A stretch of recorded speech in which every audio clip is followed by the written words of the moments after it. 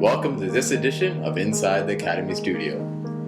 Today's conversation will be about Alejandro Gonzalez Inarritu's Birdman, or The Unexpected Virtue of Ignorance.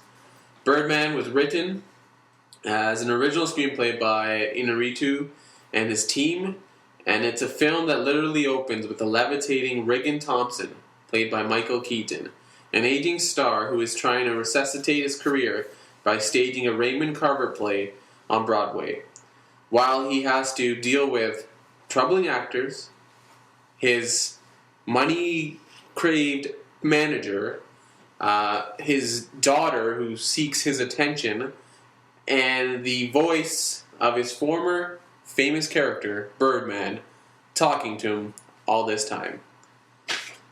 So that was a lot. Birdman, or The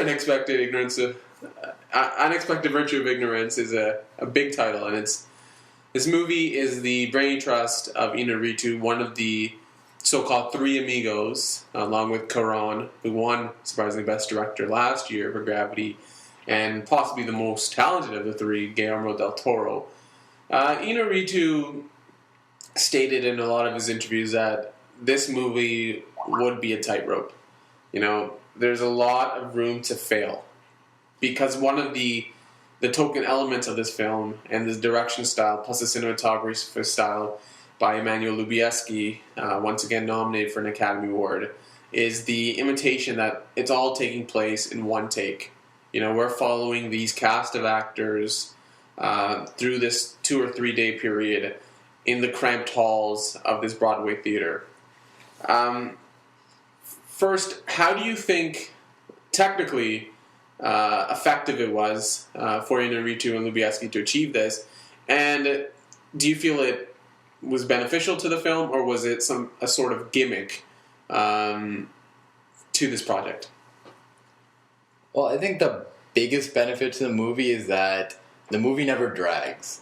So a big criticism about like these Oscar-type movies is that they're sometimes a little difficult to watch, a lot of dense talking, a lot of plotting going on. This movie, because it imitates a stage play, goes from one scene to the next, to the next, to the next. And you may or may not like that scene, but it will grab your attention right away. And I think that's why people may call that a gimmick, but I felt like it was a gimmick used well, because it didn't feel like it detracted from the story that you were seeing on screen and the characters you were seeing and how they were interacting. So if a movie can still provide that chemistry and still provide that good amount of plotting, I don't think you can say the gimmick was not serving the movie's purpose, which it was. Yeah, and a gimmick this extensive it's a technical achievement. You know, what you do is to have the camera follow these characters throughout the playhouse, to have the scenes and the production design so immaculately set, and then have the actors rehearse so hard that they have to choreograph these sequences that they're running through 10, 15 pages of dialogue per take. That's a difficult task. So sure, it may appear at times to be, okay, that's this flashy kind of thing, flashy directing, but it's also very significant technical achievement. One of the pluses of this film is that it seems to parallel a lot of real-world situations, especially with the acting performances. This film has garnered 3 nominations: Michael Keaton for Best Actor in a Leading Role, Edward Norton for Best Actor in a Supporting Role, and Emma Stone with her first nomination in Best Actress in a Supporting Role. We've known, I guess the calling card here is this Regan played a big superhero years ago, and obviously Michael Keaton known for his roles in Batman. Edward Norton is playing a very difficult actor to work with, and Edward Norton has been known to be difficult or to work with technically. So how do you think, I guess, just the parallels that kind of the casting provided adds to the comedy? Because I felt that just knowing these tidbits adds to the comedy element of this black comedy. Well, yeah, because this movie is so perfectly timed as a release date. We're at the absolute height of superhero movies in film, and it's so similar in how we see it in this film. Michael Keaton's character, Regan Thompson, is is known for Birdman, Michael Keaton known for Batman. Sort of the start of these superhero franchises that we currently see to this day. So even if this movie was made, say 5 years before, 5 years after, like a lot of the comedy that will appeal to a broader audience wouldn't feel as biting or sharp because of when this movie is released. Exactly, and I think obviously a lot of people who've loved this movie and love the Keaton performance especially kind of feel that it's a comeback for him. Obviously he hasn't done a lot recently, partly because he doesn't need to. He's fairly well off, but he kind of throws himself in this role like we haven't seen. Keaton cut his teeth on being a comic actor in the 80s. Then he had the big action roles in the 90s. We haven't seen him kind of strip down and fully immerse himself in a role where you thoroughly believe him. I know that it's the character and the person seems inseparable, but he said that they're quite different. So it was a great job of Keaton kind of saying, "Hey, remember me? I can do great work too." And Edward Norton, Emma Stone. Emma Stone feels like a perfect symbiotic relationship with her character too. She's somebody who's fits the pop culture vibe, and her character has a lot of like buzzy things to say, even in her pronouncements to her father and saying how out of touch he is. She's making these appeals, and she's a believable part of this film.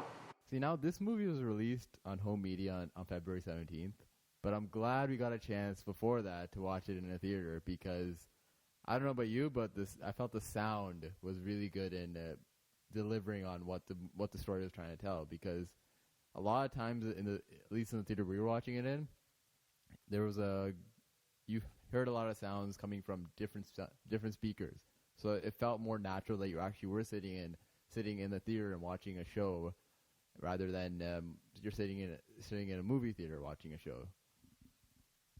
Yeah, it's a very uniquely created score. The score was ineligible for an Academy nomination, but if it was, I think it was deserving.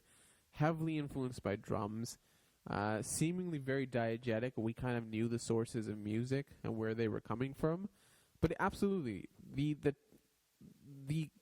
complexity and the almost loss of where Reagan goes from being half sane to being obviously shooting his nose at the end of the film.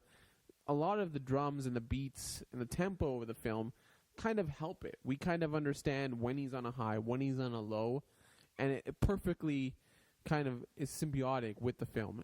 And to further that, I know they wanted to set it in a play, but I think the setting, that cramped Broadway halls, works perfectly for what Inarritu wanted to do with the sequenced, choreographed things, because you could have actors waiting around the hallway, waiting around the bend, and it doesn't seem inorganic. It seems natural, and quite frankly, it felt gritty. I know it's a very nice theater, that nice Broadway plays happen there, but they made it feel gritty, and it felt like this really represented somebody who's put their entire fortune into this play, who hasn't been relevant in 20 years.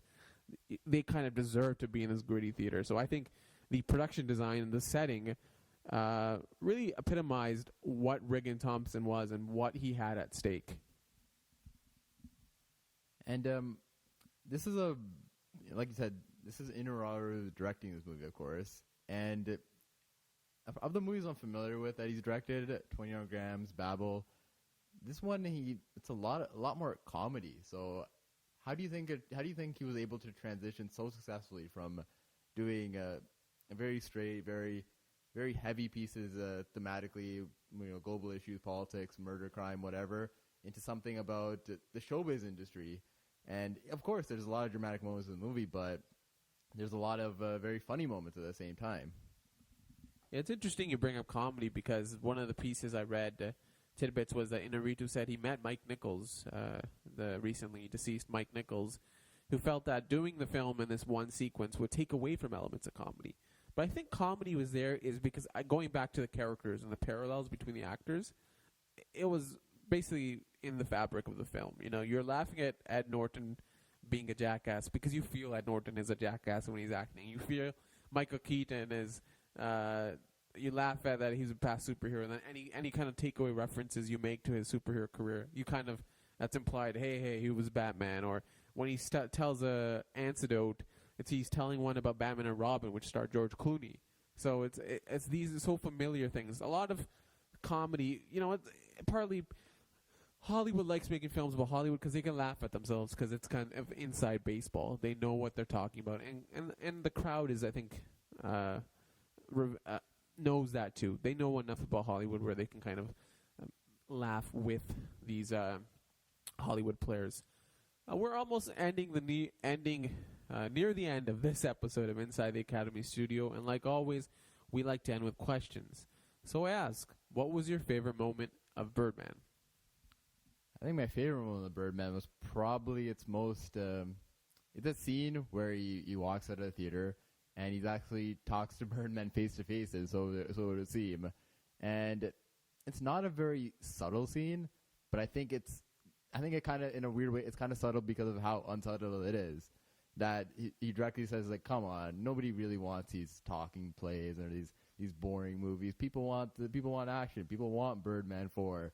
Think about it. Do it. Like, it really shows quite a simple, like, acting is a very complex thing for a lot of actors. They do immerse and think about their plots, but at the end of the day, they are thinking about, okay, what type of career path should I go on? And it was a very good way of carrying out that type of thought process that I think a lot of actors have, and especially an actor who's hit those many blockbusters and is trying to change his reputation and do something else. No, absolutely. My favorite moment is a couple of sequences, and they're primarily with Mike and Sam. So that's Edward Norton and Emma Stone's characters, and it's when the two of them are having their frank conversations on the balcony of the theater. Firstly, because we talked about ambient noise before, great sense of ambient noise. You're on Broadway. You're feeling the streets of New York. Plus, it's maybe the only time where Norton's character is humanized, and you kind of get insight into what Emma Stone's character is kind of feeling about the situation, because she's technically the outsider. She's just an assistant here. She's not an actor. We see a lot of actors. We see managers. She and Reagan's ex-wife, played by Amy Ryan, are the only kind of outside of the industry figures, so they have a unique perspective. So I like those two sequences with those two actors. All right, and then my least favorite, and it kind of pains me to say this to a point, because I feel like we didn't have enough time to talk about the other actors in the movie, Naomi Watts, Andrea Riseborough. I enjoyed the performance as well. And I did enjoy Amy Ryan's performance, but we did mention how natural it was in the one-shot technique to go from character to character. But, like, whenever he talks with Amy Ryan's character, who's his ex-wife, Sylvia, she kind of appears out of nowhere. And they have those, like, 2 or 3 conversations, but it seemed a little off-putting, considering how well the other characters flowed in and out of the movie. Yeah, you never saw when she entered or when she exited. She was just kind of appeared. Maybe she was kind of the parallel to Birdman in the sense that maybe she was an illusion. My least favorite, like you said, we haven't talked a lot about Andrea Riseborough or Naomi Watts. I think it's more like we didn't get to see the ending of what this was. Basically, the scene when the two of them are talking about how Regan and Mike don't treat them well, and then they end up kissing each other, and it's left at that.